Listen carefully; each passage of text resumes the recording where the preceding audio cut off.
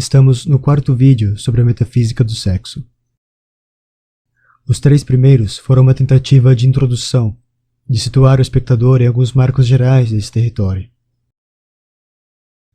Esta série não segue uma ordem pré-estabelecida, tem um caráter um tanto errático, saltando de um a outro tópico deste tema tão vasto, conforme a oportunidade ou a vontade deste que vos fala. É importante dizer que esses tópicos se complementam, se completam, de modo que deve-se encarar todos os vídeos juntos como um mosaico, o que inclusive nos livrará de falsas acusações por parte da polícia do pensamento.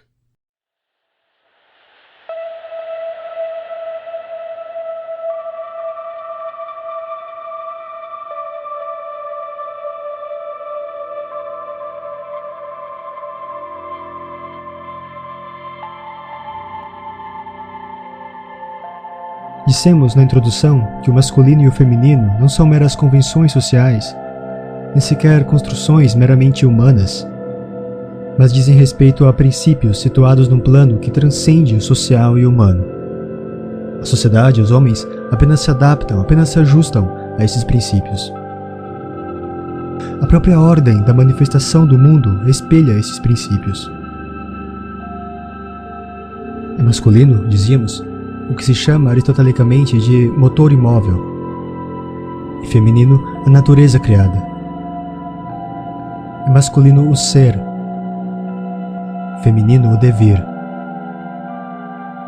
É masculino o cunho, e feminina a matéria. Daí por diante. Esses princípios são onipresentes no universo manifestado, mesmo que se encontrem nesta dimensão chamada concreta, mesclados. Porém, sendo o ser humano o próprio microcosmo, uma imagem miniaturada do cosmo, o pico da criação, a verticalidade que liga terra e céu, a soma de todas as formas, a forma perfeita, então o homem e a mulher são a expressão mais eloquente desses princípios, do masculino e do feminino.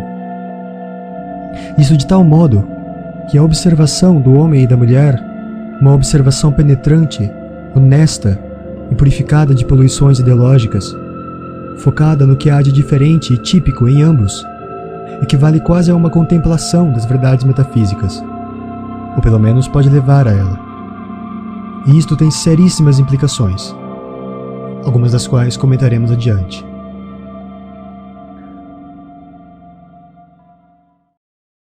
Afirmar que o masculino seja o ser e o feminino o devir, tendo no simbolismo do yin-yang uma tradução dessa verdade, equivale a dizer que um dos polos exerce a função simbólica de ser e outro de não ser. Ou melhor, que um dos polos exerce a função simbólica de gerador do outro polo. E então entendemos por que, em tantas culturas, a mulher é extraída do homem, ou vem a ser sempre depois do homem.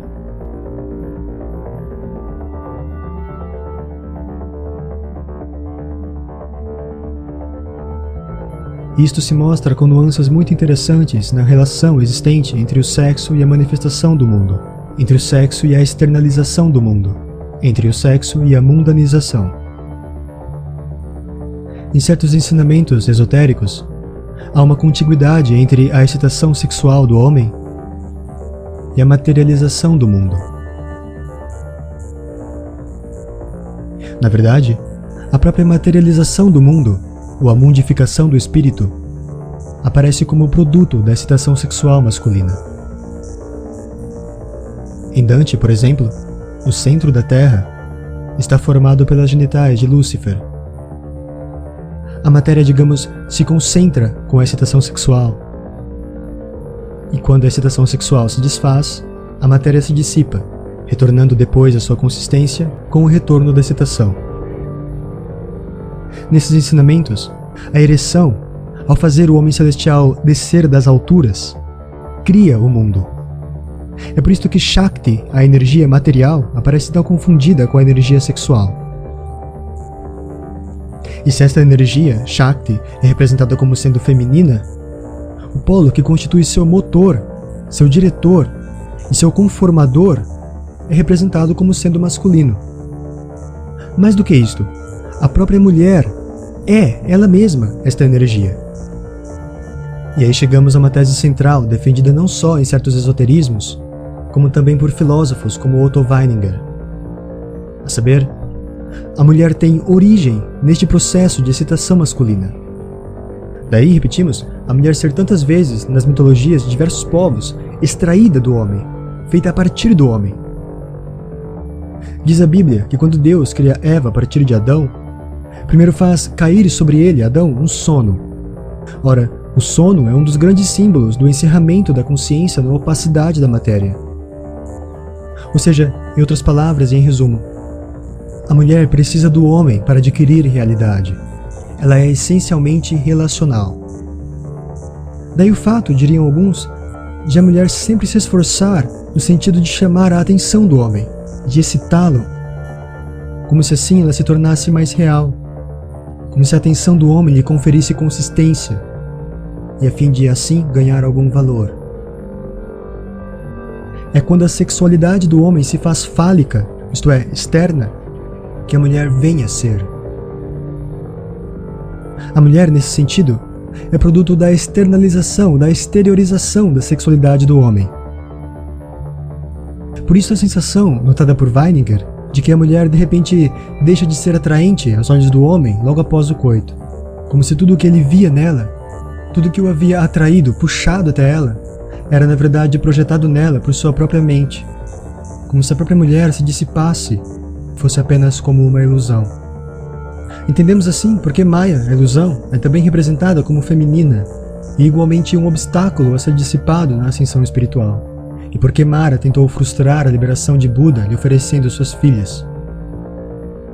Entendemos também, segundo Weininger, a tal culpa da mulher, isto é, a queda do espírito na matéria, que não é senão a forma. Como escreve Weininger, o pecado original da forma é precisamente aquela impurificação que impulsiona o espírito a atuar sobre a matéria. Quando o homem se fez sexual, criou a mulher. O homem cria a mulher e continuará a criando. A mulher morreria no momento em que o homem pudesse vencer sua sexualidade fálica. Costuma-se notar com frequência que em certas esculturas antigas, o pênis aparece representado em dimensões reduzidas, e à luz da doutrina que acabamos de apresentar, isto se explicaria como um símbolo da vitória do espírito, o homem, sobre a matéria, a mulher. Ao contrário, a queda do espírito na matéria, a vitória da mulher sobre o homem, a derrota do homem para a matéria, só poderia ter como símbolo, ironicamente, um grande falo. Falemos um pouco mais sobre esse aspecto essencial da mulher, a saber que a mulher é de natureza relacional, enquanto o homem é de natureza autossubsistente. De acordo com essa doutrina, a mulher existe em direção a outrem.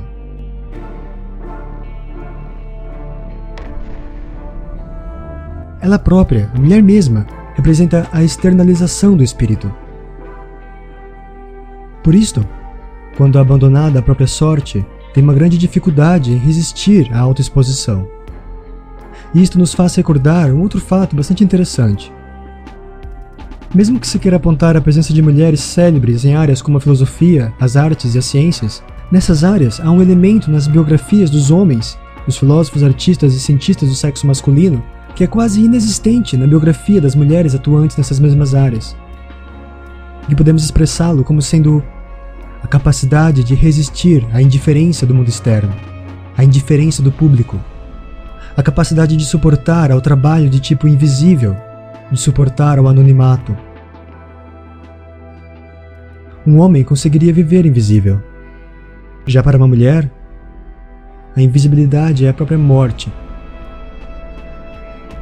Exceção feita, claro, a mulher enclausurada na vida monástica, que vive, portanto, oculta do mundo externo. Exemplo, é importante que se diga, que não indica, contudo, uma autossubsistência, e sim, pelo contrário, uma extrema devoção, quase uma paixão que lhes exige exclusividade. Dizíamos, retomando, que a indiferença aniquila a mulher, fere sua existência mesma, ou melhor, anula sua existência mesma. Ela é capaz de suportar a antipatia e a hostilidade, como a história nos mostra, como as biografias dessas mulheres célebres podem nos mostrar, mas são incapazes de suportar a indiferença. As lutas da mulher são sempre lutas por reconhecimento, são sempre lutas por atenção, como se a existência delas dependesse dessa atenção. A essência feminina não é adequada àquela responsabilidade dos grandes criadores, daqueles situados acima do tempo e que se voltam contra o seu próprio tempo, aqueles para os quais as multidões são surdas e cegas. O peso deste trabalho, que fez curvar um Nietzsche, por exemplo, este peso é insuportável pela natureza feminina.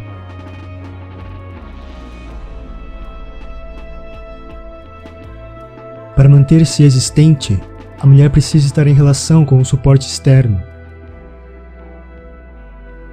Com ao menos um par de olhos sobre si, ela possui tudo. Faltando um par de olhos sobre si, falta-lhe tudo. Bem diferente é a masculinidade. É da essência masculina ser autossuficiente, ou seja, não precisar de suporte externo. E isto inclusive quanto às técnicas de ascetismo.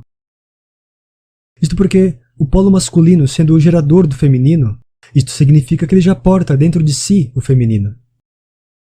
Disto resulta que o homem não precisa expressar sua sexualidade para fazer-se homem, já que, diferente da mulher, sua sexualidade não é relacional a algo exterior. E é por isso que também encontramos expressa em muitas doutrinas, inclusive a budista, a ideia de que, diferente da mulher, o homem independe de sexo. Quem assiste a este vídeo poderá observar por si mesmo essas verdades no cotidiano.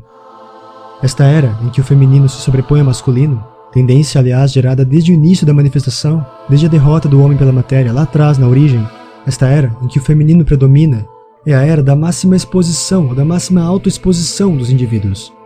Ter a face exposta para o mundo todo, possibilidade aliás só realizada nesta era da tecnociência, é quase um requisito para sentir-se existente. Aqui também não podemos conter o riso diante dos contemporâneos que julgam estar expondo-se como símbolos da masculinidade, quando na verdade estão apenas prostituindo a própria imagem. O modo essencial da mulher impregnou o mundo inteiro. Não por acaso, todas as lutas políticas da atualidade no Ocidente são lutas por visibilidade, representação, atenção. É realmente difícil pensar que o homem de fato, isto é, realizado em sua virilidade autêntica, se sinta bem em tal externalização incessante. Pelo contrário, o mal-estar com esse nível de externalização, que é o nível em que sua personalidade não resiste e se dissolve, por ter sido como que forçada a respirar uma atmosfera alienígena, um ar que não é o seu, tal mal-estar é indício de que uma essência masculina ainda se debate no fundo, ainda resiste, tenta puxar o indivíduo do reino estrangeiro do devir de volta ao seu habitat natural, o reino do ser.